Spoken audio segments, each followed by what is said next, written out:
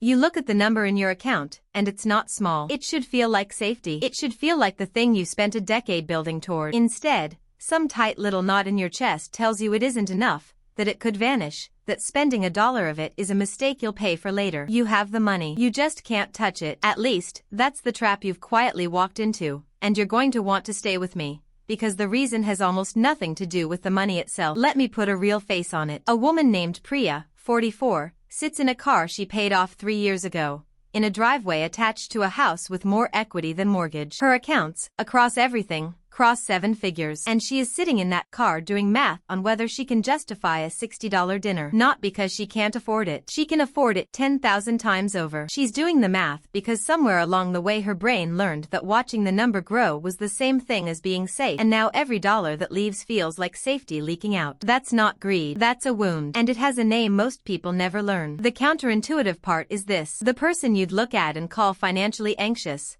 the oversaver, the one who flinches at every purchase, is often in far better shape than the confident spender who never thinks twice. We've built an entire culture around fearing the wrong direction. We warn people endlessly about spending too much. Almost no one warns you about the strange, quiet prison of being unable to spend it all, of hoarding a life you never actually live. And here's the stranger truth underneath it. Those two people, the terrified saver and the carefree spender, are suffering from the exact same broken relationship with money. They just point it in opposite directions. So let's name the thing. There's a concept researchers call underspending, or in its sharper form, hyperfrugality.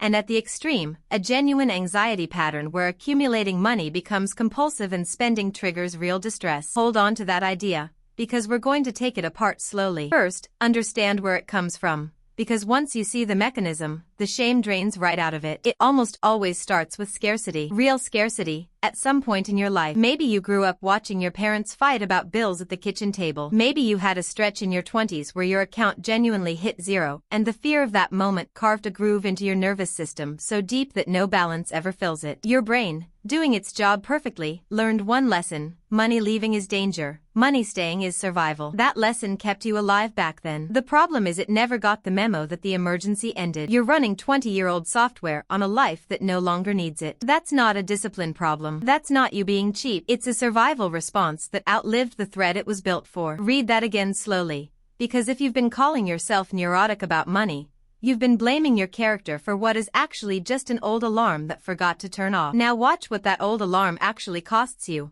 because the price isn't only emotional. Consider a man named Daniel, 51, who worked as an engineer his whole career and saved with almost religious intensity. He never took the vacation. He drove the same sedan for 19 years. He skipped the dentist visits that weren't strictly emergencies. And he retired with a genuinely impressive number. The kind of number the whole personal finance internet tells you to chase. Then his knees went, then his back, and Daniel discovered the cruelest arithmetic there is. The specific trips he'd deferred, the ones that needed a body that could hike and walk and carry a bag through an airport, were now permanently off the table. He had traded his most capable decade for a spreadsheet that will now mostly pass to people who never asked him to sacrifice a thing. He optimized the number and forgot the number was never the point. The point was the life. That's the part that has to sink in. Money is not the goal. Money is a claim ticket on experience, on time, on care, on freedom. And a claim ticket you never redeem is just paper. Hoarding it isn't winning the game. It's forgetting there was a game at all. But, and this matters, the answer is not to swing wildly the other way and blow it all to prove you're free. That's just the same wound wearing a different mask. What you're actually solving for is calibration, precision, learning to aim money at the things that genuinely return meaning to your life, and learning to feel safe while you do it. So let's build that piece by piece. Start with the foundation,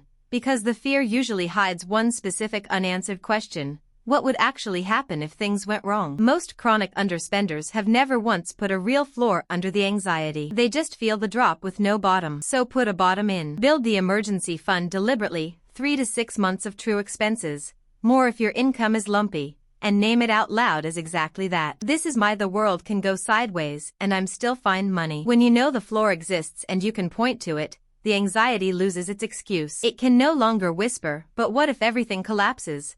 Because you have already answered it in writing. The floor is real. You can steer once you know you won't fall. Then, and this is the move almost no one makes, Give yourself a permission budget. Sit down and actually calculate, how much you can spend, guilt-free, without touching your savings rate or your future by a single meaningful degree. For most people who've been oversaving for years, that number is far larger than the terror in their chest suggests. Take a woman named Renata, 39, who was saving so aggressively she felt physically ill buying a coat she needed for winter. She ran the honest numbers with a fee-only planner and discovered she could spend an extra $1,400 a month on things that mattered to her and still hit every long-term goal she had. $1,400 of permission she'd been denying herself while calling it responsibility. The money was never the constraint. The story was. Here's the reframe that unlocks the whole thing. You have spent years asking one question before every purchase. Can I afford this? And that question, for you, is broken, because the answer is almost always technically yes, and yet it never feels like yes. So retire that question. Replace it with a better one. Ask instead, does this genuinely add to my life? Does this buy me time, health, connection, or a memory I'll actually carry? That single swap moves you off the axis of fear and onto the axis of value. Suddenly the $60 dinner with the friend you haven't seen in a year is an obvious, joyful yes. And the $200 gadget you'd forget in a week is an easy no, not out of fear, but out of clarity. That's the difference. Fear says no to everything. Values say yes to the right things and no to the rest,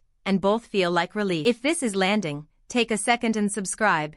This channel breaks down the real psychology and the real numbers every single week. Now stay with me, because the next part is where this quietly separates the people who merely accumulate money from the ones who actually convert it into a life. The next tool is the one that does the most work with the least effort, and it's this: automate the fear out of the equation entirely. The reason spending feels dangerous is that every single purchase becomes a live decision, a fresh little referendum on your safety. So take the decision away from the anxious moment. Automate the savings, the retirement contribution, the investment transfer, the emergency top-up, so they happen the instant your income lands, before your conscious mind ever votes. Once your future is being funded automatically and provably, the money left in your checking account is, by definition, already free to spend. You did the responsible thing before you woke up. There is nothing left to feel guilty about. The guilt was doing a job that automation now does better, and you get to lay that guilt down. Let the system carry the discipline so you don't have to carry the dread. Now let me show you the arithmetic that should actually calm you, rather than the arithmetic that's been scaring you. Because the oversaver's mind runs one calculation on a loop, every dollar spent is a dollar that could have compounded, and it uses that math as a weapon against every ounce of joy. So let's turn it around and use it honestly. Suppose you're anxiously oversaving an extra $500 a month beyond what your real goals require. At a reasonable long-run return of around 7 to 8%, over 30 years that surplus grows to somewhere in the neighborhood of $600,000. That's a staggering number, and here's the point the fear never lets you finish. It's a staggering number of dollars you are extracting from a life you are living right now and shipping to a version of you who may be 80, whose knees may be gone, who cannot use a fraction of it in the ways that would have mattered most when you were 40. The compounding is real, but compounding at the cost of your entire present is not a strategy. It's a slow-motion trade of your best years for a balance you'll never fully spend. Flip that same math and it becomes permission. If your goals are already funded, if the floor is built and the future is automated, then the money beyond that isn't supposed to be compounding. Its whole job is to buy back your life while you're still young enough to enjoy it. $1,000 spent on a trip with your parents while they're still here does not cost you the future version of that $1,000. Your future is already handled. What that $1,000 actually buys is something no compound interest table can ever generate. A memory that only exists if you spend it now. The gap between those two framings is the whole ballgame. Let me give you one more character, because he's the mirror image of Daniel and he's how this ends when it goes right. A man named Marcus, 47, spent his early 40s gripped by the exact fear we're describing: good income, growing accounts, physically unable to enjoy any of it. Then he did the unglamorous work. He built the 6-month floor. He automated every long-term contribution. He calculated his real permission number and, hands shaking a little, he actually started spending it. He took his kids somewhere every year. He fixed the need before it got worse instead of saving the copay. He bought back Fridays by cutting his hours slightly, something the terrified version of him would have called insane. And here's the thing, his net worth kept climbing anyway, because the fear had always been wildly out of proportion to the math. He didn't get poorer. He got richer in the only currency that was ever going to matter at the end, and he did it without a single sleepless night, because the system underneath him was solid and he could finally see it. So here's the recalibration, plainly. Build the floor and name it, so the fear has an answer in writing. Automate the future, so responsibility happens without your daily dread. Calculate your permission number, so you know exactly how free you already are. And swap the broken question, can I afford this, for the true one, does this add to my life? Trajectory over balance. Direction over the number. You are not trying to spend recklessly. You are trying to spend on purpose. And now go back to that number in your account, the one from the very beginning, the one that made your chest tighten instead of loosen. Look at it again with everything you now know. It was never a threat, and it was never a scoreboard. It's a claim ticket, and claim tickets are only worth something the moment you finally walk up and redeem them. The safety you were chasing in that growing balance was never actually in the balance. It was in knowing you'd built a life solid enough that you could finally afford to live it. You already have the money. The only thing left to do is give yourself permission to use it.